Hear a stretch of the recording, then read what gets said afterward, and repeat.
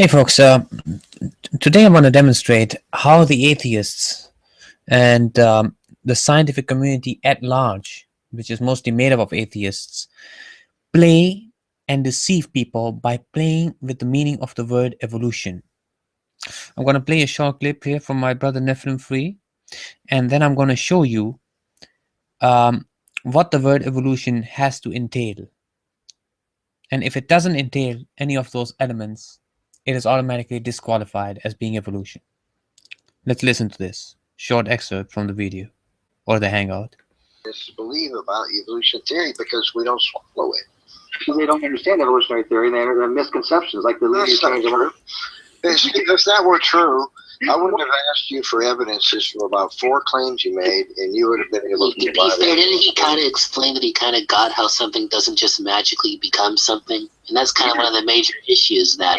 Yes. Yeah, he's fine. Ernie's on the right track. I'm not disagreeing with Ernie. What I'm saying is that a lot of people, a lot of creationists have this misconception because they don't understand cladiogenesis. Now, my whole thing to you is, why do you get to keep changing the definitions of things to suit your narrative? No, nobody's changing. We just want the evidence for the claims you make, Steve. I'm still expecting you to provide them. You haven't. If I have a debate with you, we are only using textbook definitions. Is that agreed? By definitions and textbook you find in biology. I can't agree to that because I don't believe the evolutionist changes. Okay, then I can debate him, and I don't. See, here it is. Change to a real frequency, right? Because that's the only definition that evolutionists are stuck with. And I'm going to show you in a moment. In fact, I'm going to show you right now that is not the only definition. But let me just hear let's just hear what this guy Steve has to say on that. What definitions he uses. No, I don't believe that it changes to allele frequency is evolution, so I'm not going by that definition. See? Evolutionists. I mean, I don't know what else way to say it. Your understanding of evolution is completely wrong. No, you have to be able to show the changes to the scientific reason to believe that changes to allele frequency produce different body plans. That's what you need to be able to do. And that's what you can't do. And that's what you were asked for evidences of here. That changes to Hox genes, changes to allele frequency in a population. You can rewire the theory with any, you can package the theory any which way you want to. What we ask for is actual scientific evidence for it. And that's what you evolutionist types are unable to provide. Seems like y'all can't disagree on the debate terms, so I could just do it that way and cut the crap and get it done for everybody instead of arguing, oh, it has to be like this. If we debate, it has to be like this. No, we just do it, man. We just need evidence. Maybe evolution claims this. Now show me the textbook where it says that where evolution is required to have those things. Show me anywhere. Is there a Darwinian tree of life, Steve? I'm putting it in writing. Show me anywhere. Do creatures produce over time feature? You have acknowledged already that you believe that changes to Hox genes produce changes to body plans, which ultimately produce features that did not exist in the antecedent. That's what you believe. That's what evolution theory requires, else you get no Darwinian tree of life, right? And everything can't be related to it. And when asked for the evidence of this, you provide nothing. I'm not going to play it. Notice the word related. Keep that in mind. All you like to, the changes to allele frequency is an evolutionary process. But now you've got to support that with the evidence. Keith is going to debate you. I'm not, because you just admitted on live air that you will not use proper definitions. Okay, that's enough. Not use proper definitions. In other words, living things being related is not included in Steve's definition, or doesn't have to be included in Steve's definition of evolution. Well, I'm sorry, it has to be. Common ancestry. See, when we say evolution, when we creationist evolution, we presuppose that common ancestry is part and parcel of it. For without common ancestry, there is no evolution. Common ancestry, in other words, is the defining characteristic of evolution. And I'm going to show you this right now from an evolution website, that it's not just that. Here, this is evolution.berkeley.edu. Okay, this is an evolutionist website. Now let's see here. An introduction to evolution. The definition. Biological evolution, simply put, is descent with modification. Okay, this is how it starts off. This is the primary definition of it, by the way, or the starting definition. But that's not all. It's not changed to, it doesn't start off by saying allele frequency. And this is the one that I heard when I first came across evolution as well. Descent with modification.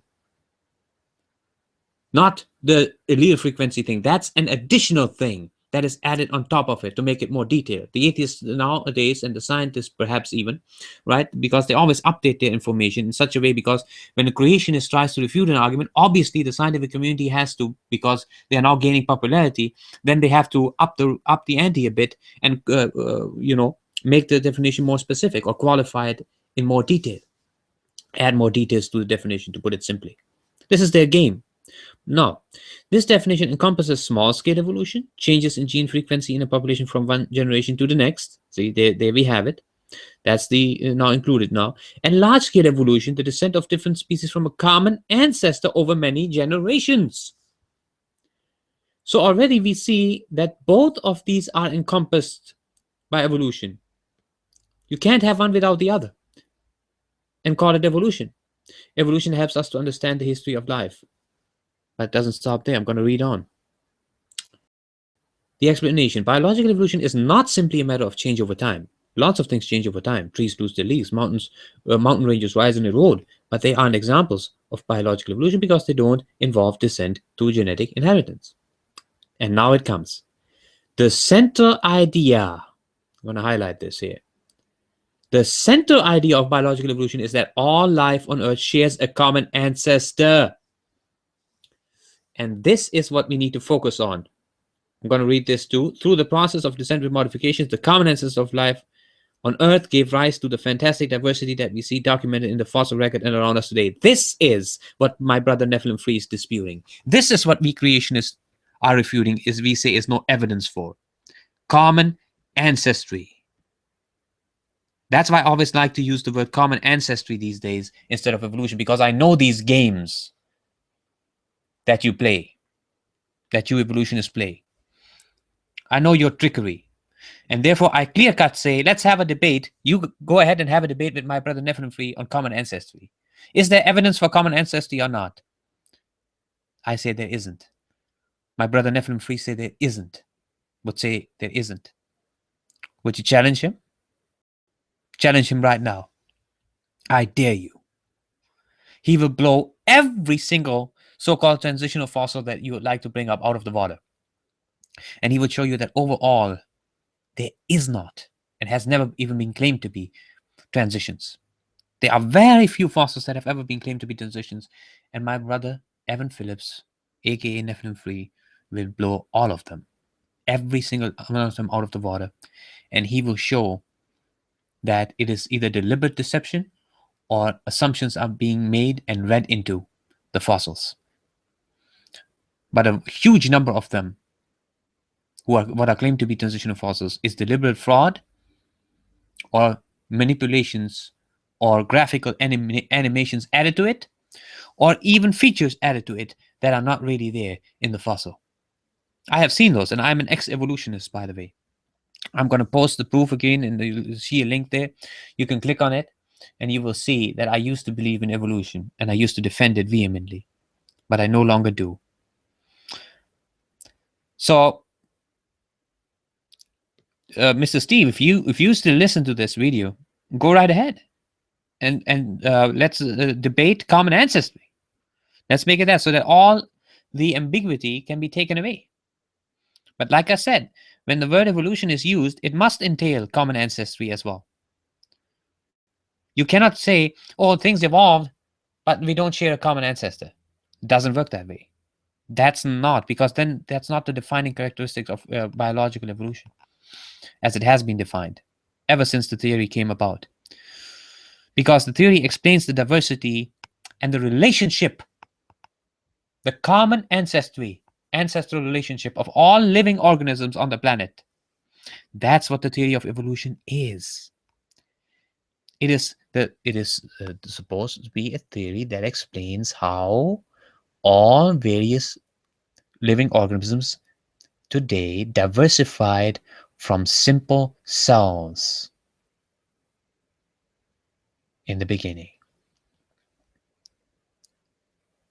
From simple living cells. How they diversified into all these different animals and plants and what have you that we see today, biological life that we see today.